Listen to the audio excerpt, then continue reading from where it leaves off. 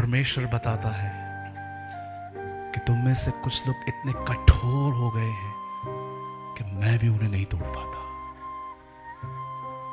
मैंने अपने जीवन में ऐसे लोग देखे जिन्हें खुदा भी नहीं बदल पाया क्योंकि वो बदलना ही नहीं चाहते। उन्हें लगता है वो हर जगह पे सही है, हर जगह पे वो ठीक है।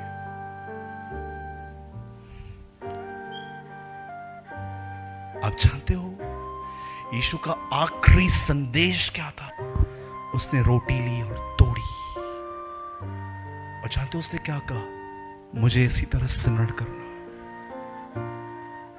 मेरा टॉपिक ये नहीं है, मेरा टॉपिक ये है परमेश्वर इससे पहले उसे कभी नहीं मिला, सिर्फ एक बार उसकी उपस्थिति उसने महसूस की थी, पर अब परमेश्वर क्यों मिलने आया?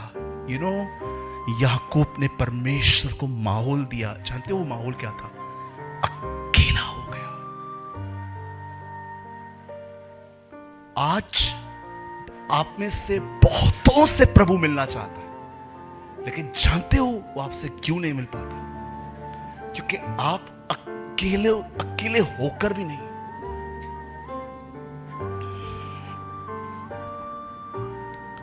आज लोग खुदा के साथ संगति करते टाइम इसे ले जाते, they are not alone. Bible बताती ना, कड़ी लगाओ, इसका अर्थ पता है क्या है? अकेले हो जाओ। आज बहुत सारे फिजिकली अकेले हैं, मेंटली अकेले नहीं है। दैट इज द रीजन परमेश्वर चाहकर भी उनसे मिल नहीं पाता। क्योंकि याद रखिए, अगर परमेश्वर आपसे मिलना चाहता है, उसकी कंडीशन है अकेले हो जाओ।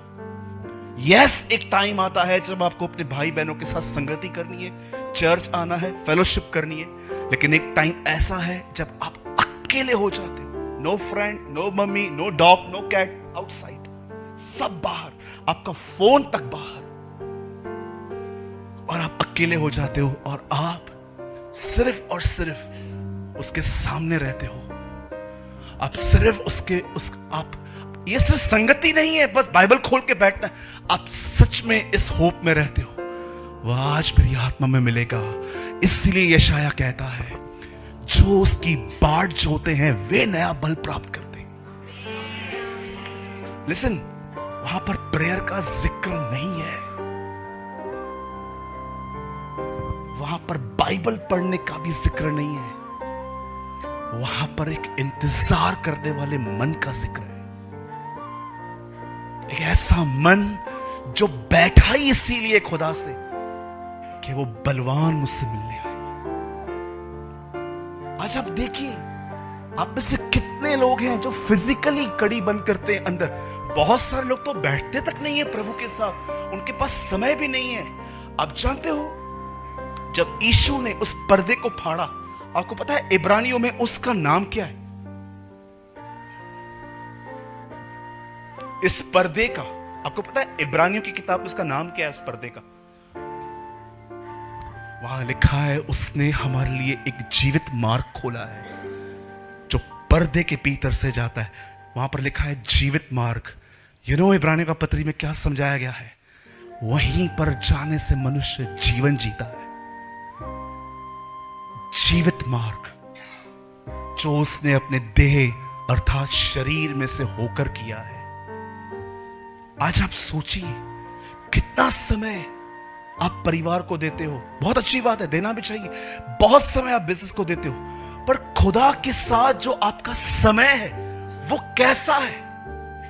आपका एटीट्यूड कैसा है? क्यों पुकारने के बाद भी हम नहीं भरे जाते?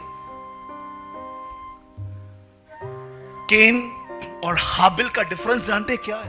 मैं चाहता हूं आप इस बात को समझो। अगर आपने ये समझ लिया, जो समय आप प्रभु को दे रहे हो ना, उस समय में भी आपको कैसे रहना है वो लर्न करो। जानते हो, केन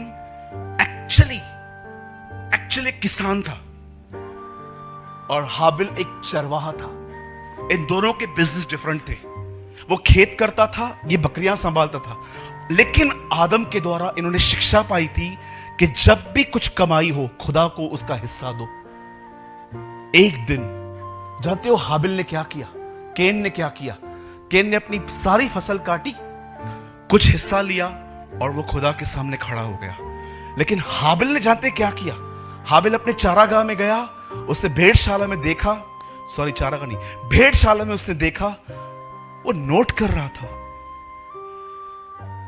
ये इतनी क्यूट नहीं दिख रही है, हाँ ये बलिदान, और वो खुदा के सामने। अब दोनों भाई खड़े हुए, दोनों ने अल्टर पे रखा। जानते हो आग हाबिल के बलिदान पे गिरी। आप पढ़िए, इससे पहले जिक्र नहीं है कि केन हाबिल से नफरत करता था, इसके बाद नफरत स्टार्ट हुई थी। रीड इट, अब आराम से पढ़ो, आपको दिखेगा। इससे पहले केन को हाबिल से कोई प्रॉब्लम नहीं था, लेकिन जब इसने देखा ना इसका बलिदान लिया गया, उसके बाद लिखा है वो अपसेट हुआ।